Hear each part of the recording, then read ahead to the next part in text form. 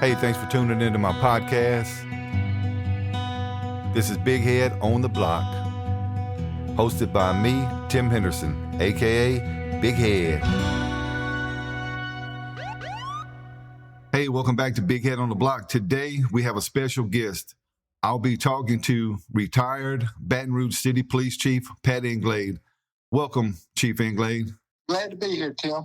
Good deal. Today, I'd like to talk about a topic that is not really talked about a whole lot, but it's basically a response by a chief of police when an officer is either shot at or killed in the line of duty. And the first thing I want to talk about is the incident I was involved in where one of our officers, Chris McClure, was shot. He wasn't shot fatally. He was shot. The bullet hit him in the arm. This event happened as you were the chief of police in 2002. So let me take you back to that moment and kind of get some insight from you. The night in question, we were doing basically proactive patrol, which we got a unmarked truck. We were all in uniform and we were targeting drug dealers in the area. As we went down 12th Street, we came back off of 12th Street. And as we were heading toward 80 Robinson, which is in Baton Rouge, Louisiana, we hear shots being fired. And ultimately, Chris McClure, who was in the back of the truck, but in full uniform, was struck in the arm. Now, do you recall getting the notification regarding this incident on that particular night? I do. As all cases involving police officers, I get notified almost immediately when something like that happens. And my first response is, what's the condition of the officer? And do we have anybody in custody, or are we looking for somebody? Okay, so as a chief of police, at this point in time, somebody in your administration is relaying this information to you. And as a patrol officer, I was involved in this. There were 5 of us that were in the truck at the time the shooting occurred, and we were able to get McClure to the hospital. After that, we went back into the area and we tried to ascertain who the perpetrator was. We didn't have any luck, but the thing that really, made me feel good about the response is that people from every precinct, every cop in Baton Rouge that was free came and helped us search for this perpetrator. When you're the chief of police and these types of incident occurs, do you usually come up with, an operation or something the same night, the next day? Do you meet with your staff and try to formulate a plan? Being that we didn't have a legitimate suspect that night, can you kind of give us some insight on the mindset of a chief when this happens? Well, you got to catch this guy at all costs. That's how it comes down. There's no waiting. There's no time to wait. When an incident like that happens, when you shoot a police officer, you have pretty much slapped the face of everybody in this community, because police are the people that protect others. So when you shoot a police officer, pretty much all the gloves are off at that point. I usually will command the head of detectives and the head of uniform patrol to immediately get everybody lined up and get in those streets and let's start finding out what happened in that neighborhood, who to talk to. Unfortunately, when I was chief, we didn't have cameras everywhere like they do now. So most of our work was done on the streets, going in the streets, finding out who's on the corner, shaking those people down and trying to develop information. I make no apologies for that. That's the way it's supposed to be done. We don't violate people's rights. We go in there and we do real solid police work. And we go in and try to develop the information that will ultimately lead to the person or persons responsible for being arrested. That's our goal. Yeah, and that's that's really sound. The thing I want to say from a street cop perspective, because I was on the job about 6 years when that happened, and our objective as street cops, you send information down through your chain of command and it reaches us, but from a street level, we really pissed off about this, right? So our objective is the same as yours, but we are actually the guys that are on the street that have to do the type of work that you say, unless you have a special team task with it. But I remember the next couple of days, we hit the streets really hard. And like you said, we're not violating people's rights. We're developing information, because old school policing tactics was street work. Now, you have cameras and everything, like you said, license plate readers and stuff. but you had to have real actionable intelligence that you got either from an informant or from street level type police work. Would you agree with that? Absolutely. I think there was a time and place when street work was the only way you could develop information. We developed snitches, as you know. You were intelligence. That's something you had to do to get information. We didn't have DNA and license plate readers and cameras everywhere. So we had to get in the street and develop that information. And it was done in a professional manner, like we always do. Like you stated earlier, we don't go out and violate people's rights. We're out there trying to develop information, and if that information is worth something, we'll pay somebody to give it to us. That's the way street work was always done. I don't believe it's done that way anymore, which I regret, because I think there are cases that happen every day in this city where good street work and good cops out there doing good street work would develop a lot more information than we're developing today. Yeah, and I agree. I've been retired for 2 years now. And at the tail end of my career, I tried to emphasize to the people under my command when I was a sergeant or a lieutenant, or for the people that would listen when I was in the intelligence division, I tried to let them know that the people create success for a police department. You have to have good cops that have good rapport in the community and are able to develop these particular leads in cases like this. Because you're not going to find the answers, like you said, with the cameras. We don't have cameras. We wasn't going to find the answer on the camera because there was none. So we had to do old-fashioned police work. And on occasion, we would get lucky with some witness or something that may have seen something that would lead us to it. But pretty much you had to target the other offenders in the area, shake the corners down and do stuff like that. And I think that's what's missing, because a lot of these guys and girls that I referred to earlier, that were under my command, I don't think they really understood the dynamics and the concept. We have few eyes, they have many. You have got to make a rapport with the people on the street. I got information from people that either I developed as an informant because they, or, some people call them snitches, informants, whatever you want to call them. But I had equally as much information come from relationships that I developed in the street. People would call me. I was unique. I gave my phone number out to everybody, my personal cell number. And I remember one time, Chief LaDuff, we had a shooting and he came up with a nickname. I actually came up with the same name a little, around the same time he did. And I thought it was pretty impressive that he still had these connections in the street, even though he was a motor cop and, we can crack motor jokes all day. But even though he was a motor cop, he had enough influence in the area to where he could get this information. And I think that's important for people to understand. The old ways are still good ways. I think people misconstrue the term community policing, because what you just described is exactly what community policing is. It's not going from door to door and asking people how they're doing every day. It's going into the neighborhoods and assuring these people that you're going to do your job in a professional manner. You're going to protect them from the guys on the street that don't act like they should. And that's your job out there. You develop a rapport. You know who you can go to. You know the ones that's going to call you when there's a problem in the area and give you that information. That's community policing. When the community gets involved with the police in an effort to stop crime, that's exactly what it is. And we've gotten so far away from that now, and not that same rapport that we all used to have. You knew somebody in every part of town that you used to deal with. I did. I worked robbery and homicide for 12 years.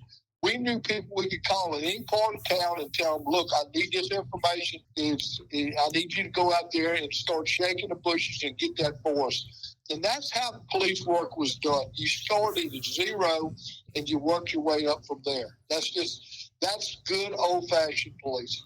Yeah, and a lot of people, when we say back in the day, they try to attach something negative to it. But I can assure you, those tactics that we used back in the day outpaced the current tactics. If you don't have the ability to do street level work, you cannot be totally functional as a police department. And that's my opinion, but I believe it's a sound opinion. How do you feel about the concept of the term old school policing versus new school policing? Well, I think there's some good things in both. I think new school, I'm going to use all the tools that you have available to you. You have DNA, you have all the cameras, you have the license reader, you have all of those good tools available to you. But if you don't know how to talk to the public and go back and do old school policing, then what are you going to rely on? That there's too much to attack on that end. Good, credible witnesses that see something, firsthand accounts, those things are just solid in a criminal investigation. And that's what we're not getting today. We're not getting those people and working those streets like we should, because in those streets, people don't understand. That word gets around really quickly out there when something serious happens. And typically they'll have an idea who it may be, and that word starts to spread pretty quickly. The idea and what you did in the streets was that you developed that rapport where they felt comfortable calling you and saying, little Johnny or whoever, that's who we think did it. So they're not positive, but it gives you that first stepping stone to jump out and say, okay, let's start developing information on little Johnny. And that's how it progresses. And today you can start matching that with telephone calls, with all those great things they have today. But when you leave old school out of it, I think you just left a lot of holes in a case that you have to get prosecuted. Yeah, I hear young cops, whenever we say something, they're like, back in the day, y'all didn't have body cams, y'all didn't have this, y'all didn't have that. Well, we still had to answer if people made complaints to internal affairs. So just because we say back in the day doesn't mean that we were using tactics that would get us in trouble, right?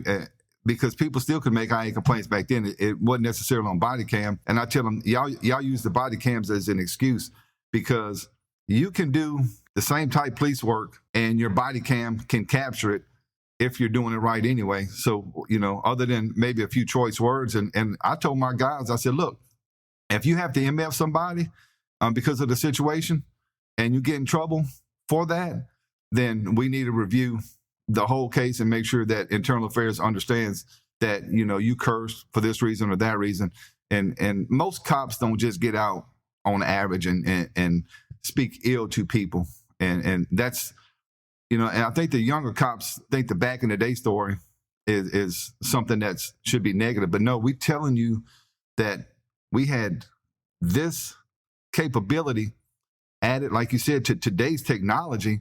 That makes for a dangerous cop, man, one that can be extremely effective.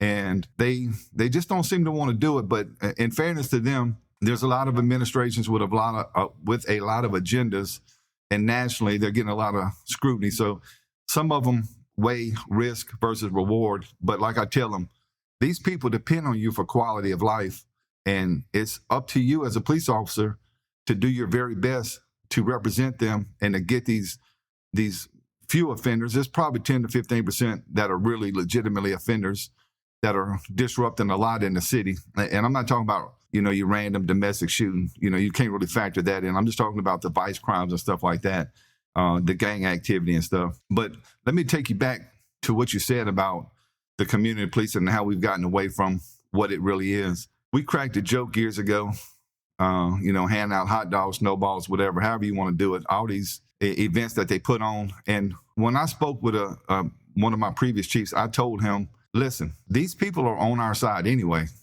We're not getting the people that we need to stop this violence. Those people are on our side anyway. The people that come to your events, they're not the people that's the trouble. That's the people that we already have on board. We need to figure out a way to get word to these other people that are the offenders, or people that know these offenders to try and help out.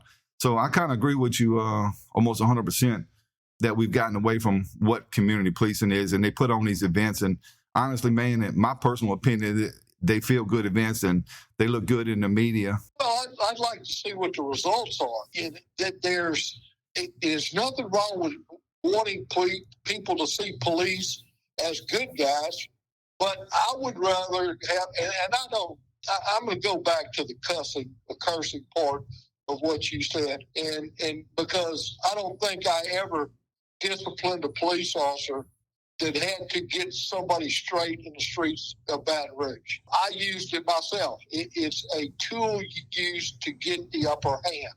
It's like my wife she said a few choice words about my son at certain times to get his attention, and that's basically what happens in police work. When somebody starts mouthing off to you or starts to get themselves in a situation where you think there may be something getting ready to happen, then you've got to take complete control of that situation.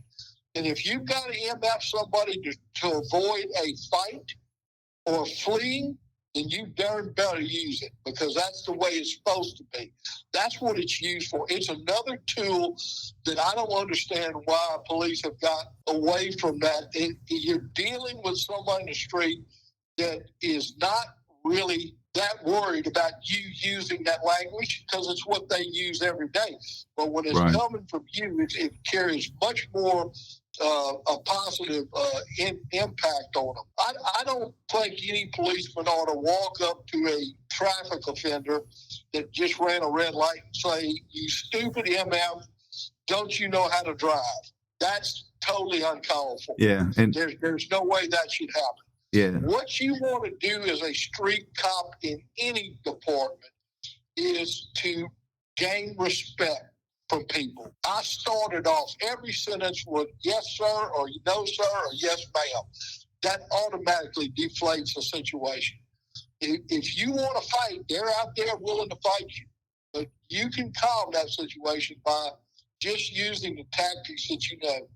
You look at most of us that came out of that era where we thought were pretty good cops, and every one of them had a lot of BS about them. I mean, that was the guys that succeeded, because they knew how to talk. They knew how to talk the language, and they could talk with anybody on the streets at any time. We don't teach that anymore. That ought to be the number one thing they teach in that academy, is how to talk to people, how you develop information. Grabbing somebody by the collar and slapping and telling them, "Give me a name," it doesn't work very often. No. Gaining their respect and saying, "Look, we need this. This guy's a bad guy. He's going to hurt more people." And if they respect you, they're going to try and help you. I think that's the key to what we've lost. Yeah, and I totally agree with you. And yeah, I want to talk about, I'm just going to tell you one story. I got plenty, but I want to tell you one quick story. So Homicide's looking for a guy. I know who the guy is. I don't know how, big of a suspect he is, but they told me they were looking for him. So I took another detective with me, and this was many, many years ago. I took another detective with me, and I said, "Hey, let's ride over there. Homicide's looking for this guy. I know him." So when I showed up, he wasn't at his house. His grandfather was there, and I told his grandfather, I said, "Hey, do me a favor.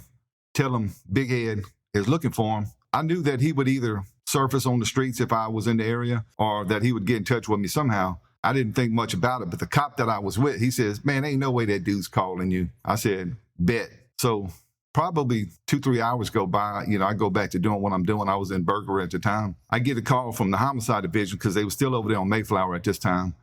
They said, "Hey, man, you looking for a guy named such and such?" And I don't want to mention his name because he's since been killed in a gang-related shooting. The detective said, "Are you looking for him?" And I said, "No, actually, y'all looking for him." He wasn't the case detective, so he just didn't really know. He said, "Well, he's here asking for you." And I said, "Well, look, he's a suspect in one of y'all's shootings, so put him in one of the holding cells, and I'm heading up there." So I went and met with him and filled him in, and then I called the case detective who had told me that they wanted him. But, that's the kind of respect. I'm not saying that happens all the time. Now, don't get me wrong. But in this particular incident, the officer that was with me, he's like, "No way this guy calls." He walked to Mayflower Street, right, in order, because he respected me enough to know that eventually I was going to find him anyway, I guess. And I hadn't had many encounters with him, nothing volatile or anything. So, it doesn't always work that simple, but it could. And that's the thing that a lot of these young cops aren't getting. We got to have respect. I've talked about it on my previous podcast. I talked about it with Mark Browning, who worked for you also. Mark was a good street cop. You get respect, and like you said, slapping people around, that's going to get you zero answers at all. That ain't gonna really work out for you in the end, and then you're probably going to get in trouble. So, why put yourself in a situation where you don't want the people on the street to think that you are an adversary, right? Even the bad guys, we butt heads, but we don't have to be adversaries. It's not like Batman and the Joker. We don't have to be at odds with each other, because guess what? We see the same people on patrol every day. Every day. They know your car number. They know when you work. They know everything about you, especially if you're an active police officer. They're gonna know your movement, because they monitor your movement just like we monitor theirs. What's your take on that? Well, I'm gonna tell you a little story back, and then this will resonate with you probably. First of all, I have made it set my sights on never repeating the name of anybody that shot or killed a police officer. I don't give them the amount of respect of even calling their name out loud, because I don't think they're worthy of me doing that. Agreed. I've called them a number of different names, but none of them are quite what they probably think I should be calling them. But I know you remember when Vicky Wax was killed, and it was in 2004. She was overpowered by this guy in the Walmart, and he ended up taking her gun from her and shot her in the head. Well, we were as usual. We were surrounding the city of Baton Rouge with as many police officers as we could, trying to develop information. On my own, I got in touch with. We had developed the name of a guy, but we weren't sure if he was the right guy or not. We got a name of his stepfather, who happened to own a kind of auto body shop on Airline Highway right there by McClellan. I called him up and I explained to him that there was a possibility that his stepson may have been involved in the shooting of a police officer. And we talked probably the first time for an hour. And it was, I think he knew at first what had happened, but he wasn't ready to reveal that yet. We talked, like I said, about an hour, and I told him, here's my number. If something you want to talk to me about, just give me a call. I'll be glad to take your call. I think a day later he called me and he said, yes, I know. I think I know y'all are looking for him now. His name's out on the street. I'd like to arrange for him to surrender himself. And I said, not a problem. Tell me what terms you want to do that, and we'll make it work. And he said, well, I talked to you long enough. I trust you. He said, I would prefer to just let him turn himself into you. And I said, yeah, that also is not a problem. Well, you can imagine what my SRT team and everybody else said at that point. They said, there's no way you're going to do this. And I said, well, if we can avoid anybody else getting hurt, we're going to do this. So right. I can remember arguing in the parking lot of that place with the head of SRT at that point, and he's saying, we're going to have every rifle aimed at that place when you walk in. And I did walk in, and I sat down, and it was him. And I told him what was going to happen next, and I told them both, if anything looks like it's going to go crazy in here, this thing is going to fill up with bullet holes faster than you can say it. Right. And I brought him to the door. SRT came in and handcuffed him and drove him off. When you build rapport with people like that, and they know, I had told this guy, we're not going to have to kill him. If he puts himself in a situation where we have to, that's on him. Right. But we want to end this thing peacefully if we can. And, to this day, I credit him for what he did. And he went out of his way to make this happen. And he's convicted on death row. So, we did good on that case. And we gave Vicky some peace knowing that guy's in jail now and will be for the rest of his life. Yeah, that was an event that was pretty, it when cops get killed in the line of duty, other cops really get infuriated about it, because it's an attack not on just her or whatever cops getting that got shot. It's an attack on the whole department, and we all take it personally. So that's one thing that the public needs to understand. We brothers and sisters, we around each other every day, sometimes more than we around our families. And even though we might not necessarily hang around this particular person or eat with them or whatever, they still in the inner family. And that's what a lot of police departments, I don't think that they had. I saw toward the end of my career that that concept was really pretty much only for the older people. I don't really think that the younger people necessarily, as a mass, think that way. But the rapports are really good. So young cops out there, understand this. Every time you see somebody, that might be the person that gives you the answer that you need. So wave at them. Tell them, hey, do what a community police officer is supposed to do. Let them know who you are. Let them know that you're going to do it the right way, but you're going to do it. You, as a police officer, have to make arrests if you want to be a good officer and help with the quality of life in the areas you patrol. So make sure you focus on that. Chief, let's change our focus now to the supervisors out here. Most of the supervisors that are still there came up in my era, and they're either young captains, lieutenants, or sergeants. And the things that I learned, you learned, and that they learned seem to be dissipating over time. I believe, and I think you might share the same ideals, that these officers have to show the young officers how things were done and the best way to interact with the public. That way the skill set doesn't just go away, because if you don't teach the next generation, then the skill set is gone and there'll be no more real community police officers that are real community police officers, not just in theory.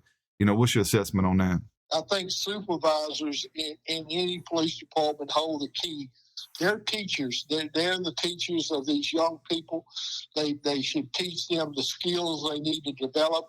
And look, you can say what you want. You can shoot the lights out on the gun course. You can do everything to perfection. But if you don't learn how to talk and communicate with people, then you've lost the best skill set you got, because talking is what develops your relationship with the community and how you approach that, because you never know when somebody's going to pick up that phone and call you. And these supervisors today, they're not, they don't want to take that interest anymore. And that's not it's just become a different department. I don't know how to explain it. We could hold a show for 4 or 5 hours here if you want to do it, and I can tell you, but the focus of police departments today has not changed since I was there or 100 years for.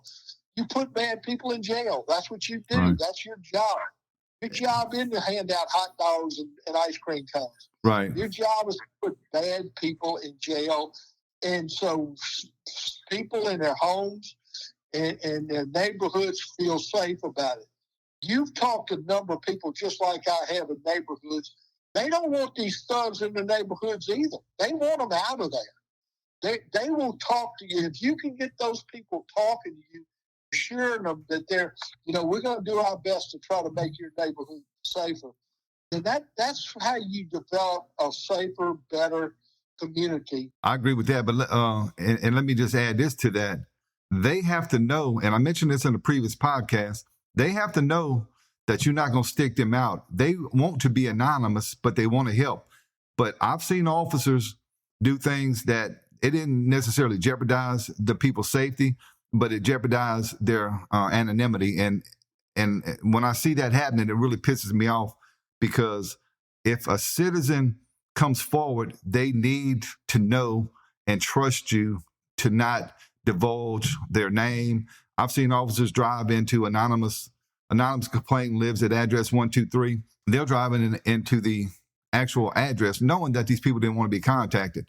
And I say you have to use better understanding when you are dealing with these situations, because they're not going to call no more. So you have to develop the trust, but you also have to work on establishing long-term trust and rapport with these people and not stick them out, if you will. What is their purpose in talking to you? What do they gain from that? Right. In most point, nothing. They're doing something that will get them possibly in trouble, right? Or get their name spread around, or a number of other things that can happen to them by them coming out and giving information. The last thing you want to do is out these people in any form or fashion. Right. They're putting themselves out as a target if they know that the police, they know they're talking to the police. And so you've got to assure those people, you're going to protect them as much as you can. All you want is that piece of information that propels you forward. And then you got to put on those detective skills and go work the case. They're too dependent on now. I don't feel like doing all that work that needs to be done.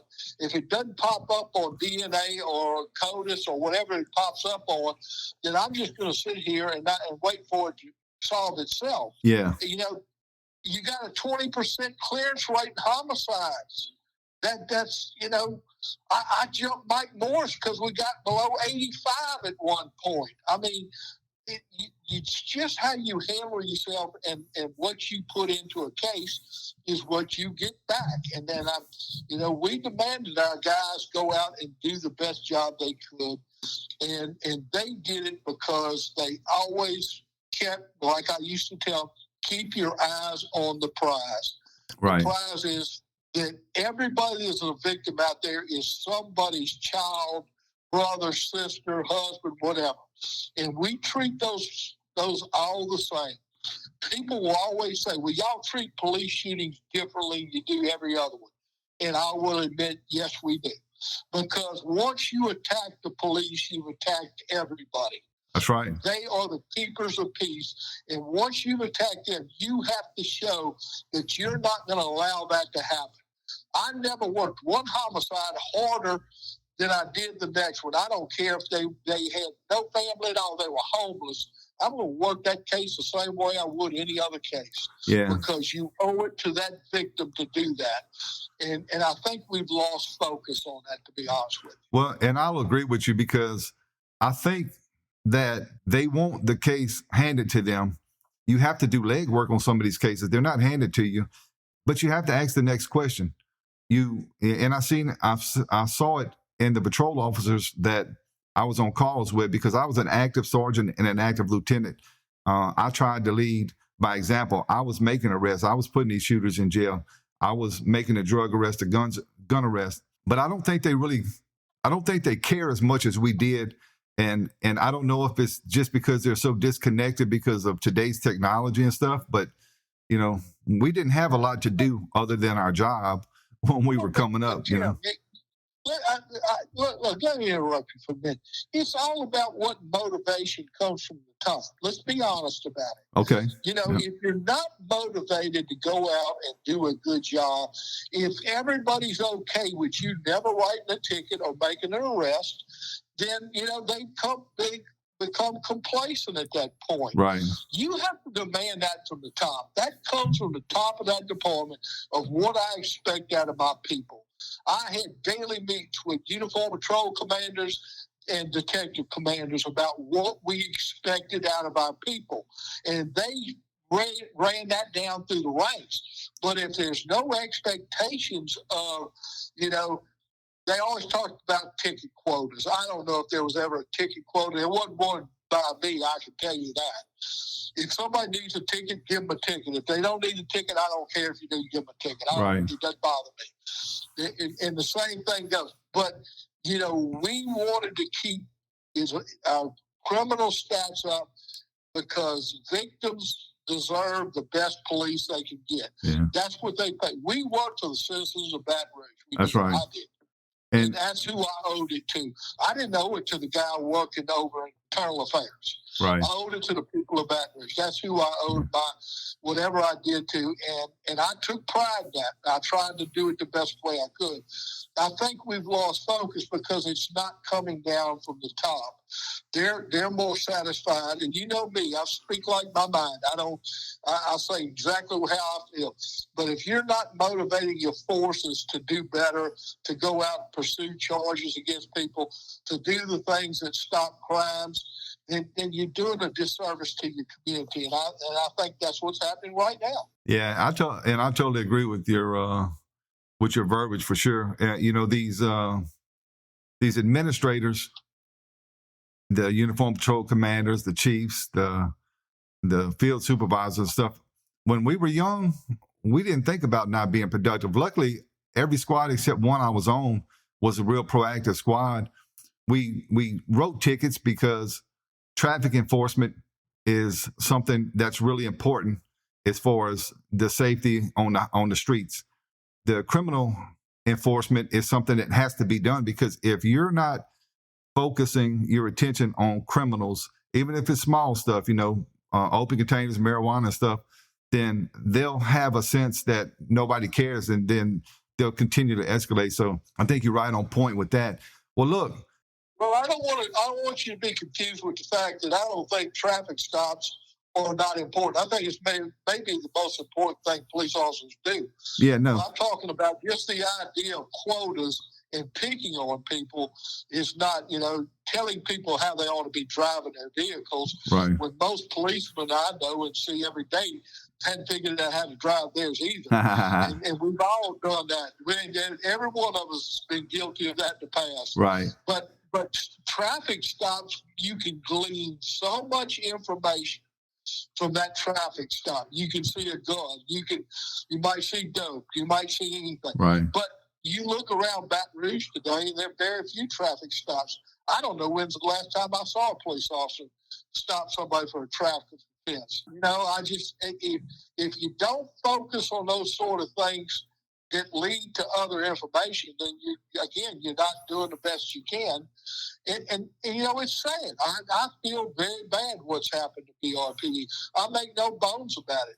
I think we've done a disservice to the police officers by not encouraging them to work harder and better. Like you said, you worked to the day you left there, and so did I. Right. I thought that we owed that. They gave me a check to work there, and I thought I did. I tried to do a good job. A lot of people think I did. That's their opinion. I'm good with that. Yeah. But I thought I gave it everything I could give it every day. That's what I did. My goal was to leave it better than I found it, like my dad taught me.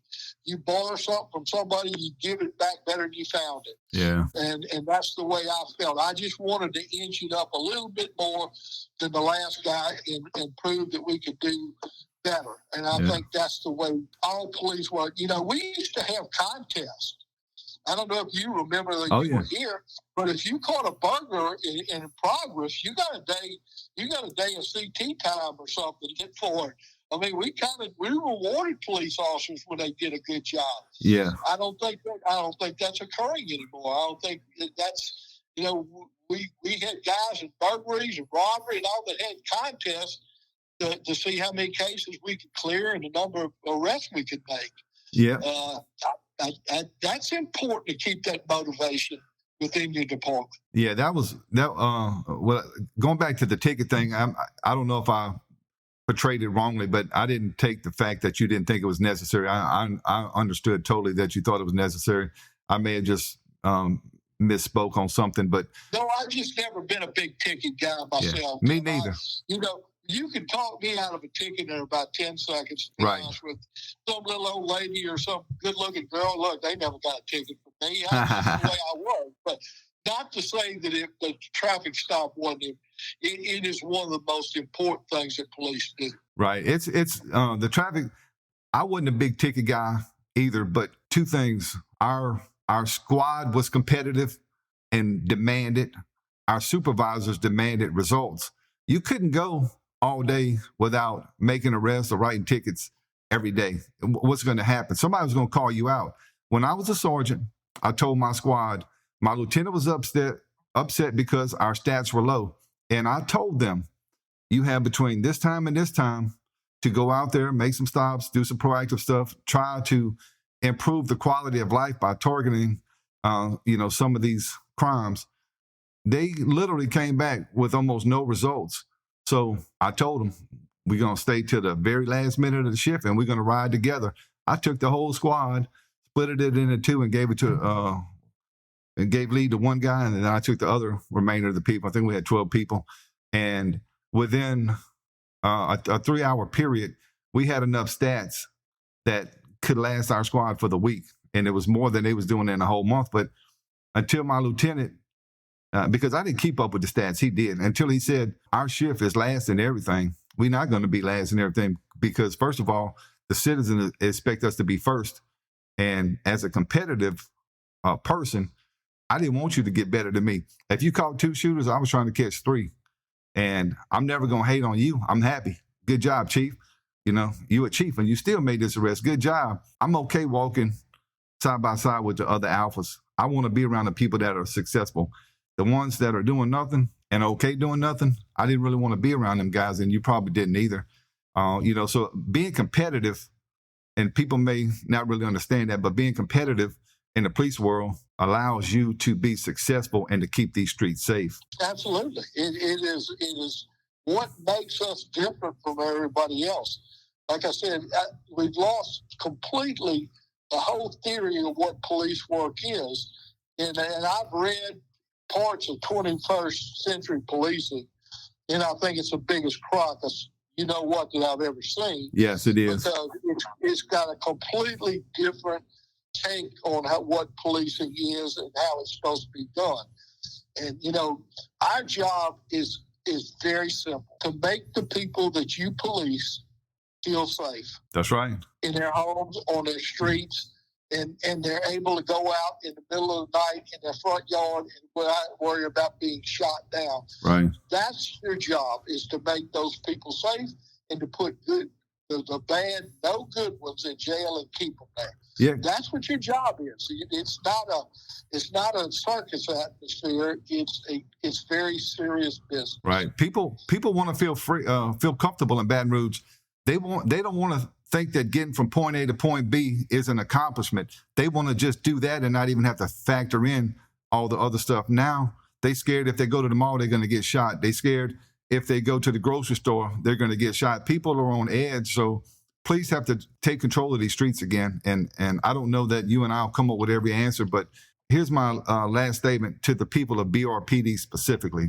Most of y'all do a great job. Those of y'all who aren't living up, especially if you're in uniform patrol, if you're not living up to the oath that you took to protect and defend and protect and serve and all that stuff, you got to up your game, man. These people now more than ever, even when I was there, they need you worse than they needed me 20 years ago and you 25 years ago, however long it was.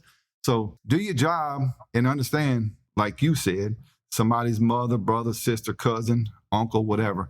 These people want to be able to free flow through the city without worrying about being a victim. So supervisors, give some insight and some inspiration to your people. Chief, deputy chiefs, everybody on down. Y'all have a responsibility to make a good working environment and have it where these guys can be productive and not have to worry about, as you said, the circus, all the other BS. So BRPD officers, I encourage you to, if you're not doing a good job, start doing a good job. And if you are, keep up the good work. Chief Englade, I worked for you, I guess maybe 5 or 6 years. When I was a young cop, we didn't have a whole lot of interaction. I probably was just somebody that just worked under you and really didn't have a lot of interaction. But I kept up with you, and I think you kept up with BRPD, as we all do when we leave. Just because you leave an organization, you still want that organization to do well. And it hurts my feelings, and I'm sure it hurts your feelings at the way things are occurring with BRPD right now. And we want y'all to get back and be able to do a good job, because we worked hard to leave the department in a certain situation and a certain status. It'd probably be a better word. And I don't want it to, when you were the chief and even after that, nationally, we were recognized as one of the best departments anywhere in the country. Now, I don't think we hold that same respect, and we need to get it back, because it bothers my heart that, people feel the way they do as far as crime in the city. I don't want my wife, my kids, my cousin, my brother, I don't want them to have to go through Baton Rouge scared. So I appreciate you being on my podcast. I appreciate the fact that, during the course of your career, you had many obstacles that you had to overcome, as far as you had a whole lot going on with serial killers and officers being shot. But I thought that you did a very good job as a chief. You followed up Greg Ferries, who was the previous chief. And I thought, early in my career, I thought y'all gave us an advantage to be successful. So for that, I appreciate it. Thank you, Tim. There's always those good ones you remember out there, and you were one of those good ones. there's a way that chiefs know their people. One is they're always in trouble, and you see them every day, which is not what anybody wants to be. Right. or the good ones you hear about that you keep in the back of your mind, and you know that if something happens, you remember what they were doing out there to get that information, and you have to weigh that out a little bit differently than you would anybody else. So yeah, I think we don't pay attention to all that, but we do. I did especially. Nobody filed an IA report on any policeman in that department when I was chief without me seeing a criminal history of the person making the complaint. And Gotcha. I wanted to see who was making that complaint against the police officer. And in a lot of cases, it was people who were looking for an advantage in court. Oh, yeah. So we did recognize those. I don't think people think chiefs think about all these things, but we do. It's just you're managing a whirlwind sometimes in there, and we do know who the better officers were, and we do know the ones that we struggled with. So Gotcha. I'm hoping it can turn around. I really do. I hope it can get better and get our focus back on policing again. And I'm okay with going with 20th century policing. I'm good with it myself. Right. I don't care much for 21st century. Yeah, I think it's lacking. We'll use the good resources that we have now, and then we'll use old school tactics. And look, like I said, I really appreciate you being on the podcast, and maybe we'll do one on another topic later, just involving, things from a chief's perspective. So thanks for being on the podcast, Chief. Thank you, Tim. I appreciate it. Thanks for tuning in to this episode of Big Head on the Block. I'm Tim Henderson, the host. I look forward to dropping another podcast soon. Please give us any comments, likes, dislikes, or any topics y'all would like to discuss. Thank you.